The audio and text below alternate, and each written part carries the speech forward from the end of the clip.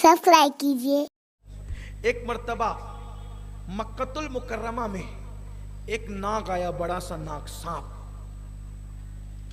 लहराते हुए या चलते हुए, जैसे भी उसका मामला था। सहाबा ने देखा, सब इधर उधर। जाहिर सी बात है, इस मजमे में सांप क्या, अगर छिपकली आ जाए ना तो क्या मजमे का हाल होगा, आप अच्छी तरह जानते। ये छिपकली बहुत ज्यादा काटती पीटती नहीं, सांप तो डसना ही डसना है। मस्जिद नबी में सांप आया, सब लोग खड़े हो गए, लेकिन चूंकि हुजूर की महफिल थी, खड़े तो हो गए, लेकिन वो सांप जो है वो आया और यूं हुजूर के सामने खड़ा हो गया। जब हुजूर के सामने खड़ा हुआ तो उसने कुछ बोलना शुरू किया, सांप ने।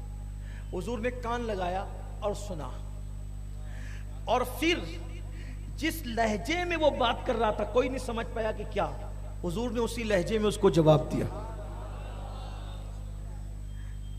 जो सांपों की, चिड़ियों की बोली समझता है, उसे उर्दू सीखने के लिए जाने के लिए क्या जरूरत है। और जिनकी खुद की उर्दू के तलफ़ुज़ अच्छे नहीं है, वो हुजूर को क्या उर्दू सिखाएंगे।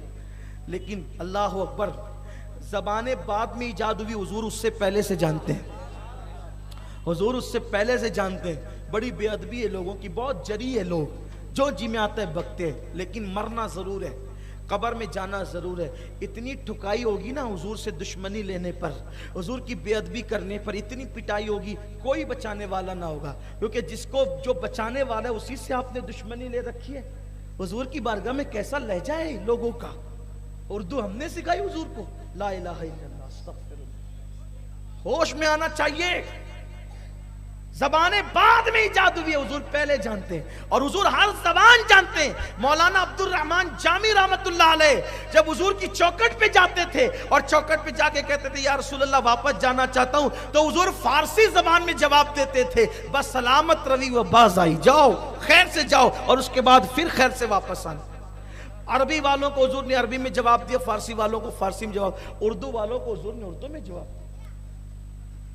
और चंद ज़बानें हम जानते हैं, वरना दुनिया के लोग तो मैं जब सुनहरी जालियों के सामने खड़ा रहता हूँ, मेरे कान में आवाज़ आती है, चाहे वो कोई पख्तून ज़बान में कह रहा है, कोई सिंधी में कह रहा है, कोई हिंदी में कह रहा है, देहाती लोग देहाती ज़बान में कह रहे हैं, इंग्लिश में कहने वाले इंग्लिश में कह रहे हैं, फारसी में कहने वाले फारसी में, अरबी में कहने वाले। लेकिन हैरत है, सबकी झोलियाँ भर रही है।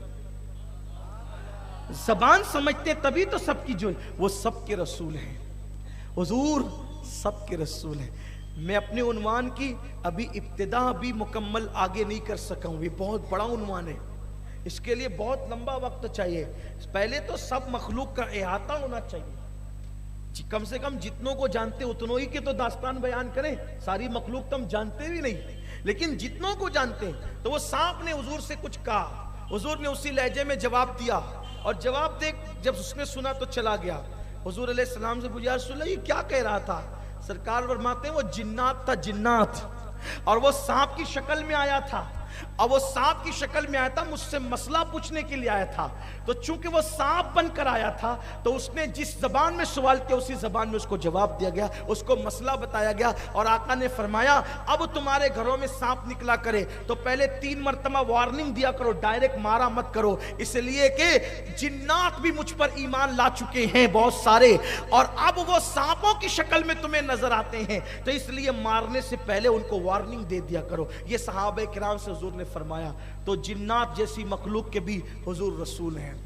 अब बताएं, अगर हम कभी माज़अल्लाह अस्तगफिरुल्लाह अपने आप को हुजूर की तरह समझने लगे, और जिन्नात तो हुजूर से आके मसले पूछते हैं, और अगर जिन्नात हमें नजर आए तो अपना हाल क्या होगा। हुजूर सबके रसूल हैं। कमेंट शेयर जरूर करिए।